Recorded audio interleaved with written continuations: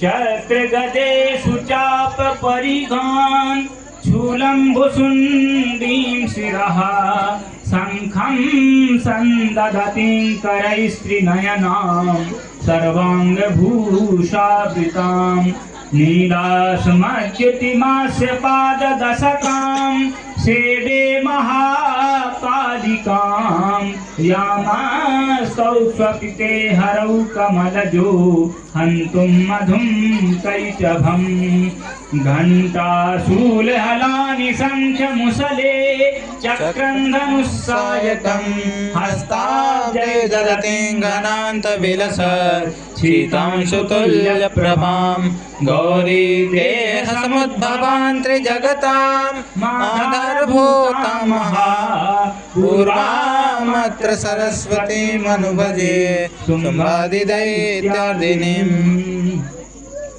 श्री राम राम रघुनंदन राम राम श्री राम राम भरता ग्रज राम राम श्री राम राम रण कर्कश राम राम श्री राम राम शरणं भव राम राम माता राम मत पिता रामचंद्र स्वामी रामो मत्सखा रामचंद्र सर्वस्व में रामचंद्रो दयालु नान्यं जाने नैव जाने न जाने नान्यं जाने नैव जाने न जाने।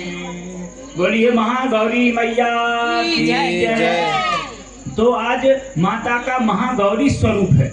इस स्वरूप में माता सुख शांति प्रदान करती हैं और उनका जो वर्ण है, जो रंग है, एकदम धवल वर्ण है, गौर वर्ण है, इसलिए महागौरी के नाम से जानी जाती है। तो प्रथमम शैलपुत्री च द्वितीयम ब्रह्मचारिणी, जो पहला स्वरूप है सभी जानते हैं, शैलपुत्री पर्वतराज हिमालय की पुत्री, द्वितीयम ब्रह्मचारिणी, तृतीयम चंद्र घंटेति, और दूसरा स्वरूप ब्रह्मचारिणी का है। और तीसरे दिन जो हम पूजा करते हैं तृतीयम, तो द्वितीयम प्रथमम शैलपुत्री, द्वितीयम ब्रह्मचारिणी, तृतीयम चंद्र घंटेति, चंद्र घंटा नाम से माता जानी जाती है। तृतीयम चंद्र घंटेति कूष्मांडेति चतुर्थकम, और कूष्मांडा नाम से चौथा स्वरूप माता का पूजा करते हैं, हम लोग पूजित करते हैं। और आज जो है उसी क्रम से आज महागौरी का स्वरूप है, और कल जो है वो सिद्धिदात्री माता, सभी सिद्धियों को प्रदान करने वाली। तो जो साधक लोग हैं वो इस समय में बहुत घोर साधना करते हैं। हम भी अपने हिसाब से गृहस्थ लोग हैं, गारहस्थ जीवन में जी रहे हैं, जितना समय मिलता है उतनी भगवती की उपासना करते ही हैं। तो अगर हमें माता भगवती की महिमा को जानना है कि क्यों माता की हम पूजा करते हैं, क्या माता भगवान विष्णु, क्या भगवान ब्रह्मा, क्या भगवान शिव से भी ऊपर हैं, तो इसके लिए हमें देवी पुराण, देवी श्रीमद् देवी भागवत पुराण की शरण में जाना पड़ेगा। तो वह पुराण जो है उसमें 12 स्कंद हैं और प्रत्येक स्कंद में अध्याय हैं। उन अध्यायों में पहले अध्याय जो पहला स्कंद है, उस प्रथम स्कंद में माता की महिमा का वर्णन आया है श्रीमद् देवी भागवत में, कि जो माता हैं उनकी जो है बड़े बड़े जो ऋषि मुनि हुए हैं वह तो तब करते ही हैं, जो प्रसिद्ध जन्मेजय इत्यादि हुए हैं। जन्मेजय जो महाराज परीक्षित, जो श्रीमद् भागवत की कथा जो सुने थे, महाराज परीक्षित बड़े प्रसिद्ध हैं, सब आज भी उन्हीं की तरह बोले हम परीक्षित बन रहे हैं कथा में। तो उनके पुत्र हुए जन्मेजय महाराज परीक्षित के। तो जब उनकी मृत्यु हो गई, वैसे तो उन्होंने भागवत का पान कर ही लिया था तो मोक्ष हो गया, लेकिन फिर भी पुत्र के कर्तव्य होते हैं अपने पिता की जो है मृत्यु उपरांत, तो उन्होंने भी बाद में श्रीमद् देवी भागवत का आयोजन किया। तो उन्होंने देवी पुराण की कथा को करवाया, अर्थात भगवती की, जबकि भगवान श्री कृष्ण की कथा को सुनकर ही उनके पिताजी ने जो है अपने शरीर को त्यागा था, फिर भी उन्होंने देवी भागवत का आयोजन किया। और भगवान कृष्ण जब भगवान कृष्ण की पुराण प्रसिद्ध कथा आती है भागवत में, कि जब एक बार भगवान को चोरी लगी थी, जो मणि की चोरी थी। सत्राजित नाम का एक राजा था, उसके पास एक ऐसी मणि थी जो बहुत सारा सोना देती थी।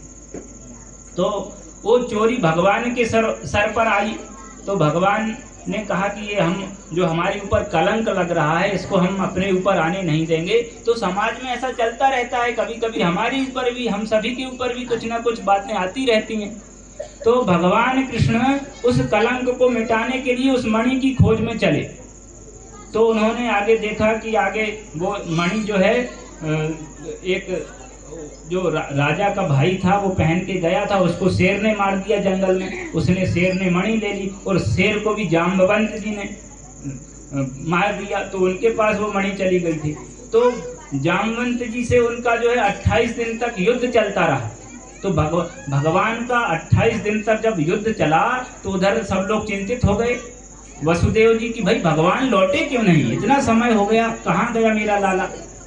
तब उनको चिंता हुई तो उन्होंने कहा क्या करें। तब उन्होंने भी जो है देवी भागवत कराई कि मेरा जो बालक है, मेरा जो छोरा है, जल्दी से घर आ जावे। तो उन्होंने वसुदेव जी ने भी जो है श्रीमद् देवी भागवत अर्थात भगवती की उपासना की। उसके बाद व्यास जी को कोई पुत्र नहीं था। जो वेद व्यास जी हैं, जिन्होंने 4 वेदों का विभाजन किया, 18 पुराण लिखे, तो कोई छोटी मोटी किताब नहीं लिखी। इतने बड़े बड़े ग्रंथ हैं कि जिनको पढ़ने में बहुत सारा समय हमारा खर्च होता है, व्यतीत होता है, और जिनमें केवल ये पूजा पाठ की बातें नहीं हैं, उनमें भूगोल खगोल सारा वर्णन मिलता। कितनी दूरी पर चंद्रमा है, अरे हमारे चालीसा में, हनुमान चालीसा में तक ये पता है कि सूरज की दूरी पृथ्वी से कितनी है। तो उनमें सारे विषय रहते हैं। युग सहस्र योजन पर भानु, तो 4000 योजन पर पृथ्वी से सूर्य है। तो हमारी हर एक चीज में वैज्ञानिकता है कि कौन सी चीज कहाँ है। तो इसके लिए भी जब व्यास जी को कोई बेटा नहीं हुआ तो उन्होंने अपने गुरुदेव नारद जी से कहा। व्यास जी जो है नारद जी के शिष्य थे। तो यहाँ परंपरागत ज्ञान है, एक के बाद दूसरे, दूसरे के बाद तीसरे, ऐसा नहीं कोई अचानक से आएगा और बना देगा। तो पारंपरिक ज्ञान है जो हमारे, इसीलिए जो आज हम भगवती की पूजा करते आ रहे हैं, जाने कितना समय बीत गया। ये कोई आज हम पहली बार थोड़ी कर रहे हैं, हम तो केवल उसको बचाए रखने का एक प्रयास करते हैं और अपनी भगवती में जो निष्ठा है उसको हम अपनी निष्ठा को यहाँ प्रदर्शित करते हैं। और हमारे 4 बालक सीखें, हमारे बच्चे भी सीखें, हमारी अगली पीढ़ी भी सीखे, इसलिए भी करते हैं। तो इस तरह से जब व्यास जी के कोई पुत्र नहीं हुआ तो उन्होंने एक बार देखा कि गौरैया नाम का एक पक्षी होता है।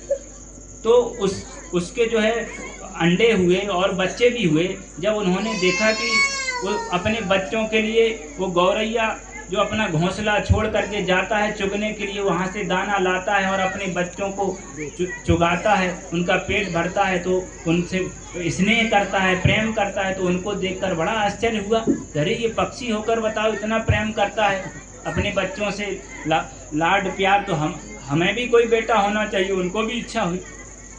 तब उन्होंने नारद जी से कहा कि हम क्या करें। तब उन्होंने कहा कि आप देवी भागवत कराइए। तो देवी जी की इतनी सारी महिमा है पुराणों में। आज तो समय कम है, थोड़ा सा और 5 मिनट बता के आपको